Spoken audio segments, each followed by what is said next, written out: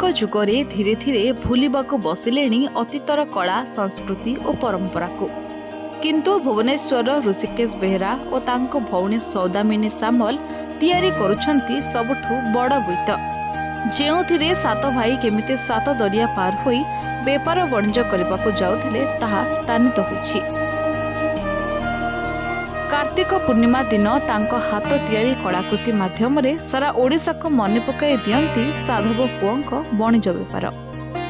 सेपटे दिन केटा परे कार्तिक पूर्णिमा रे पुरातन परंपरा अनुसार साधव पुओंको स्मृति चारण करी सबु स्थान रे पालन करा जिवो कार्तिक पूर्णिमा उत्सव। एहाकु नै सबु स्थान रे शेष पर्याय रे प्रस्तुति पहुंचिथिबा बेले 100% दे कार्य जारी रखिछंती कारीगर। कुड़िया घरे चली राजधानी सबुठु बड़ डंगा तैयारी आ का मा बोई पानगुआ थुई पानगुआ तोहर मासक धर्म मोर एहाकु गीत कहतु बा किछि ए धाड़ी गुड़िक भितरे रहिछि ओडिया जातिर सुवर्ण इतिहास। राजधानी विभिन्न पुष्करणी और नदी कूल बोईत बंदाई पतितक मन पकाइबा सहित धर्म अर्जन करबा पाई भीड़ जमाइबे सहरवासी।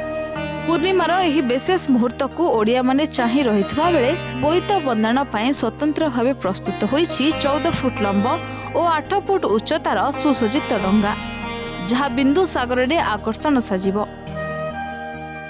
आया 2005 मसियारू तैयारी होची डंगा बहुत खुशी लागुचे डंगा तैयारी करले कारण आमर परंपरा नेगिरी जो मूर्तिटा बर्तमान चलचे ले डंगा कार्तिक मासरे एटा बहुत खुशी लागुची आ बहुत लोक भी समागम होउछन्ते देखिया पई।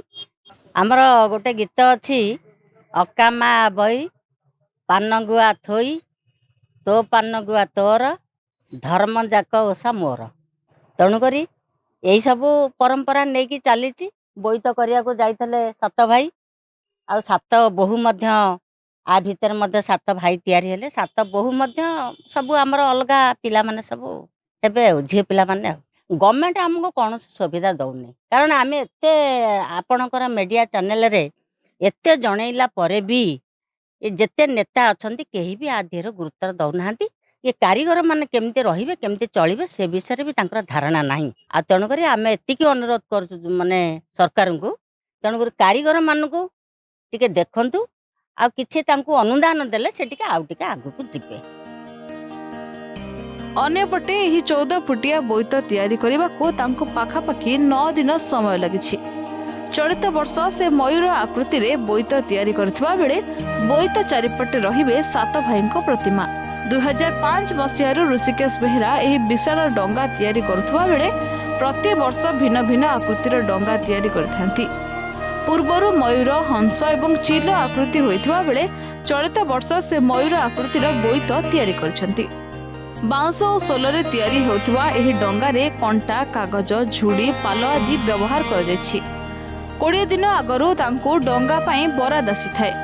बराद आसीबा मात्रे से काम आरंभ कर दियंती। वर्तमान बोईत तैयारी काम शेष पर्याय पहुंची बेले ए बोईतर दाम रही 20,000 टंका। आज्ञा बिंदुसागर रे ये 2005 मसीह ये आरंभ है जहाँ आज की जिते वर्ष 16, 17, 18 वर्ष पाखापाखि है तेणुक आमर जो करुँच बिंदुसागर बोईत बंदाण उत्सव जो चलुची आमर भुवनेश्वर सांस्कृतिक परिषद यहाँ को हाथ को लेकिन कर यार सभापति आमर अंचल अशोक चंद्र पंडा अच्छा तेणुक या देहरे सब आमर जे नौ वाणिज्य करने को जो साधव पुओ मैंने बाहर को विदेश को जाऊे वाणिज्य करने ओडिशा को आणुले ओडिशा राज्य को चलाऊले से 7 भाई की आम आधे निर्माण करूँ। यहाँ अति आकर्षण भी होती आकर्षण देखापी लोक बहु समागम हमें भुवनेश्वर बिंदुसागर रे गोटे बड़ बोईत होती बहु लोक आग अपेक्षा एवं अधिका मात्रा लोक आस। प्रशासन बिना सहायतारे और कम पारिश्रमिक भी चली प्रस्तुति। दीर्घ वर्ष धरी अनुरोध करि आसुथिले मध्य गरीबर दुख शुणवाक असमर्थ होइछन्ति सरकार। 24 वर्ष परे नुआ सरकार आसिथिबारु तांको उपरे भरोसा करी नुआ आशा नै पुणी आरंभ होइछि डंगा प्रस्तुति। भुवनेश्वर कैमरा पर्सन जितेन्द्रଙ୍କ सह ज्योतिमंजरी साउको रिपोर्ट सरकार न्यूज।